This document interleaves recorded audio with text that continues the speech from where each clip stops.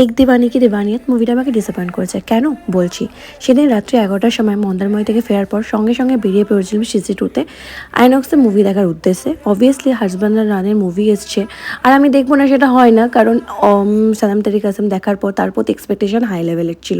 And romantic movie দেখতে আমি এমনিতেও পছন্দ করি, তাই মিস করতে চাইনি।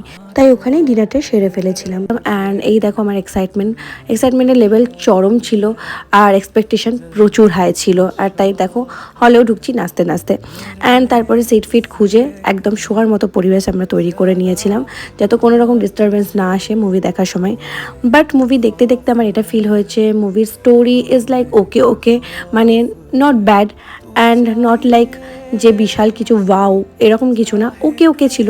বাট আই মাস্ট সে যে মুভির গানগুলো তোমাদের মন ছুঁয়ে যাবে, তাই চাইলে দেখতেই পারো। আমি মুভিটাকে 6.5 আউট অফ 10 দিলাম। তোমরা যদি দেখে থাকো কে কত দিতে চাও জানিও।